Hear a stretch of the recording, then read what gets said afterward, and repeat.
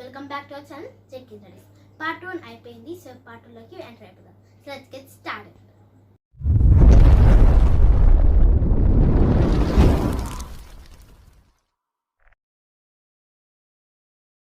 దగ్గర text books లేకపోతే కింద డిస్క్రిప్షన్ బాక్స్లో పేర్స్ పెట్టాను. Go and check it out. So మన పార్ట్ 2 కదా. Let's start the lesson. Western lies. Wind blows all the year around from the Atlantic Ocean towards Europe. Since they blow from the west, these winds are called westerlies. Europe నుంచి Atlantic Ocean all the year around move అవుతుందన్నమాట. దాన్నే westerlies అంటారు. These winds are warmer than the land temperature. అంటే ఈ winds చాలా వార్మ్గా ఉంటాయి temperature కన్నా. And are also the moists. The climate of the Western Europe is affected by the warm and moist winds. అంటే యూరప్కి ఉండే క్లైమేట్ అంతా వామ్ అండ్ మాయిస్ట్ వల్ల ఎఫెక్ట్ అవుతుందంట. All the year around as they blow through out the year. Warm ocean currents. The waters in the ocean are not static. They keep flowing from the one place to another along the continents. అది one place to అంటే another continents నుంచి move అవుతూ ఉంటుందన్నమాట. These are the ocean currents. ఇవన్నీ ocean currents అంటారనమాట. Which flow for thousands of kilometers. Thousands of kilometers flow అయ్యేదాన్ని ocean currents అంటారనమాట. In the ocean, just as river flow on land, one such ocean current is to be found in the Atlantic Ocean. This current originates near the equator where the waters are warm throughout the year. This current flows towards westward to North America.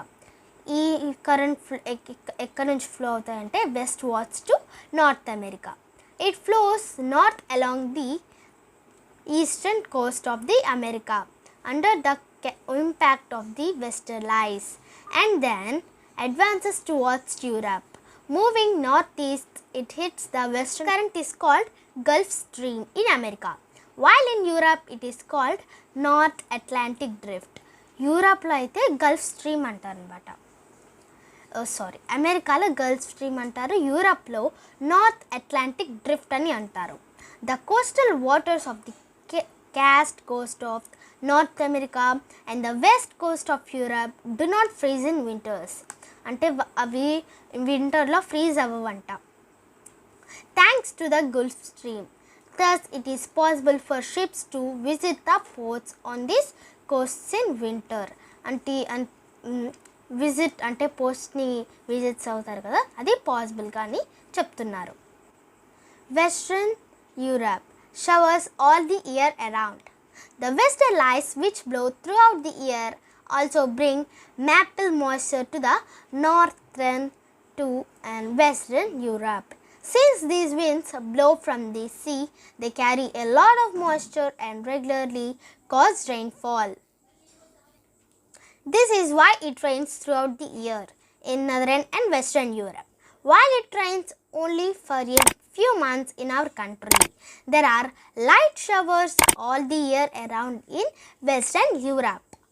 The skies there are usually clouded, while we in India eagerly wait cool showers. The people of western Europe long for bright sunny days. Western Europe also benefits in other ways from the Gulf Stream. Gulf Stream నుంచి ఈ western యూరప్కి benefits చాలా ఉంటాయన్నమాట. The warm currents are very good for fish breeding as they contain maple food materials for the fishes. As a result, the fishery industry is very well developed in the Northern Sea near Britain. This part of the North Sea is called Dogger Bank. అంటే Dogger Bank అంటారనమాట. Fish is an important part of the food of the యూరోపియన్స్కి fish అనేది ఒక important part అనమాట. And fishing is very important industry in Europe. అంటే యూరప్లో కూడా fishing చాలా ఇంపార్టెంట్ అనమాట. ఇప్పుడు Mediterranean climate in southern Europe. Let us look at the countries of southern Europe. మీకు అట్లాస్ ఉంటే సదరన్ యూరప్ని చూడండి. ఆల్ పక్కన పిక్చర్స్ వేస్తాను. All of them have the Mediterranean Sea to their south. They are called Mediterranean countries. The lands along the Mediterranean Sea have a distinct climate. అంటే Mediterranean సీకి lands ఉంటాయి కదా, అవి distinct climate and called the Mediterranean climate.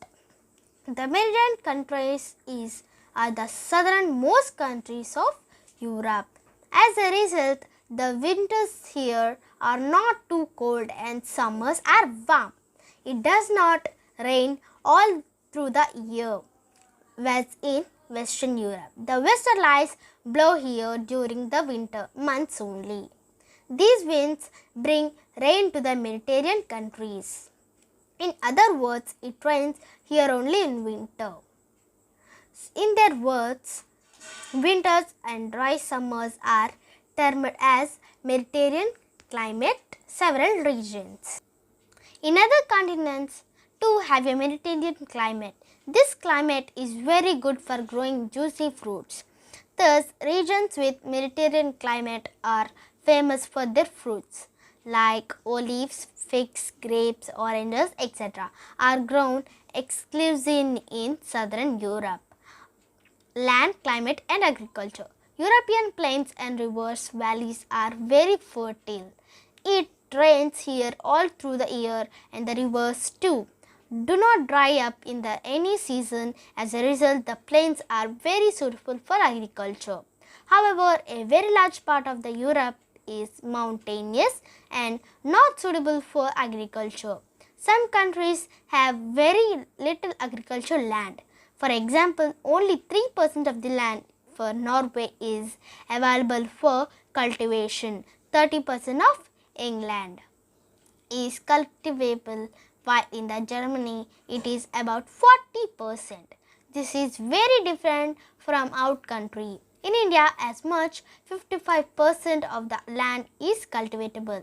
There is an acute shortage of land in whole land. The people of whole land have reclaimed small portions of the land from the sea by building embankments called dikes to push back the sea. The land that is reclaimed is called polder. Land ఏదైతే రిక్లైమ్డ్ అంటారో దాన్ని పోల్డర్ అంటారు అన్నమాట. In Eastern and Northern Europe, it is not suitable to cultivate the land. Northern యూరప్లో అది grow చేయడానికి cultivate కాదు అని అంటున్నారు. Snow that covers the extreme cold snow that covers the land for the 6 months begins to melt only in spring, leaving very little time for crops to mature. It is in spring that sowing takes place and crops mature in the summer months are ready for harvest in autumn. As a result, it is possible to raise only one crop in a year in these parts. However, in southern Europe, it is possible to raise 2 crops for a year. Wheat is the main crop of European plains. అంటే European ప్లేన్స్కి wheat is the only main crop అంట. It is ground extensively in France, Germany, Russia, Ukraine, Poland, Italy, Greece, etc. We have seen that fruit cultivation is prominent in southern Europe. Fruits like grapes are used for making wine. The Mediterranean countries like Portugal, Spain, Italy and southern France are famous for their wines. Barley, oats, rye, sugar beet, potato, etc. are also important crops of Europe. Sugar is manufactured from beet in Russia, Ukraine and Germany. Discovery of sea roads. No part of Western Europe is too far from the ocean. In contrast, many countries of Asia are thousands of kilometers from the level sea. There are thousands of such seaside settlements where seafaring people have been living for hundreds of years. With centuries for experience of the sea travel, the European sailors were famed for their skill and courage on the seas. They were also skilled in building boats and ships. వాళ్ళకి బోట్స్ని షిప్స్ని కట్టడానికి కూడా knowledge ఉందంటున్నారు. Initially skilled in building boats, well, they built for fishing in deep seas. Gradually, besides being used for fishing, ships began to be used in international trade.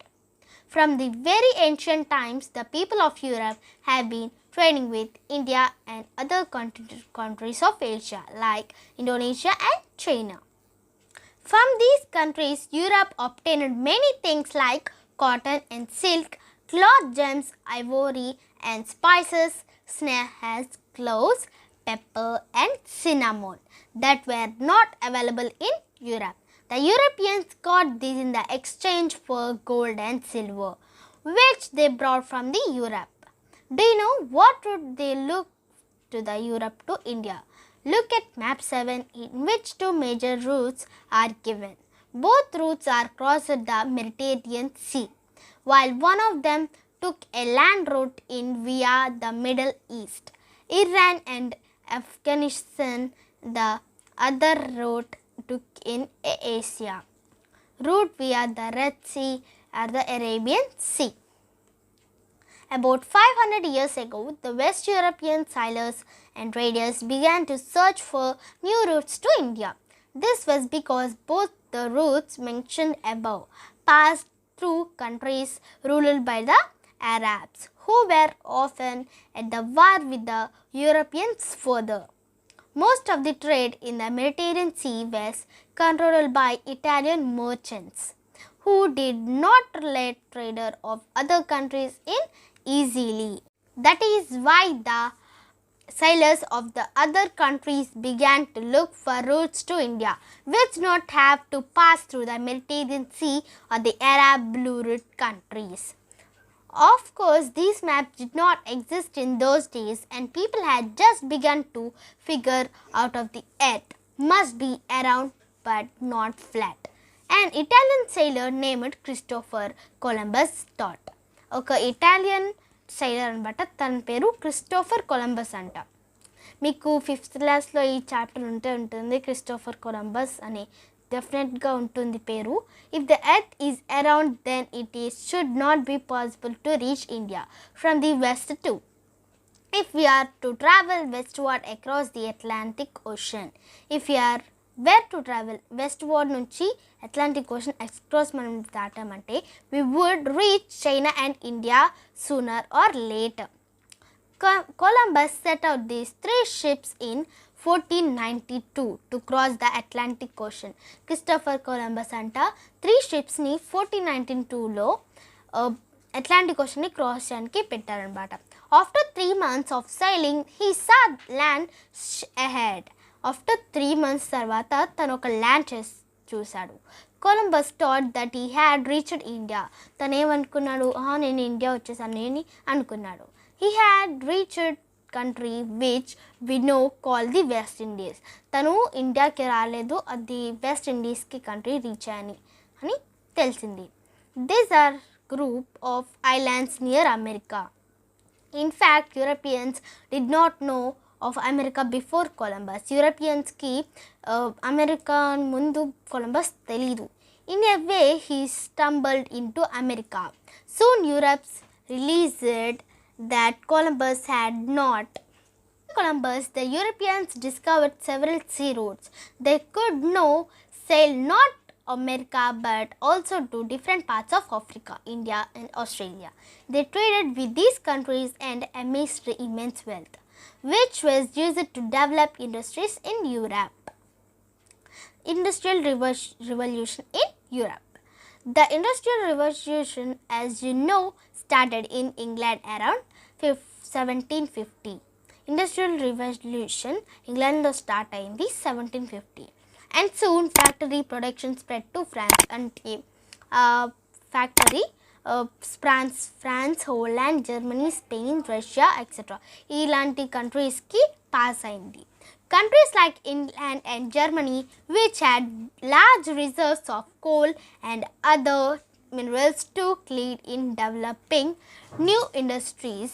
However, as times changed, European countries began to use less and less of their own mineral resources and relied on imports from the other countries. The old mining towns and old factories were closed down to the new factories grew in new areas.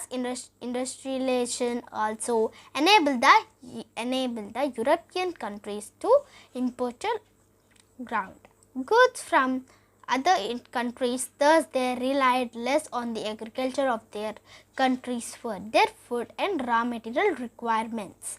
Hence Europe became dependent upon the trade with countries. Initially this trade was the colonies in Asia, Africa and America.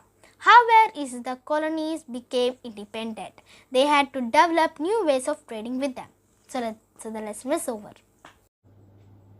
So ఈ lesson గాని మీకు నచ్చినట్లయితే do like, share, comment, subscribe to our channel JK Studies. And మనం 150 subscribers కి near లో ఉన్నాం. So 150 కూడా subscribers అయిపోతే ఐఎమ్ సో హ్యాపీ. సో మీరందరూ కొద్ది బ్లెస్సింగ్స్ తో 150 సబ్స్క్రైబర్స్ చేయండి. And do subscribe our channel JK Studies. And don't forget to click on the bell icon. See you. Bye.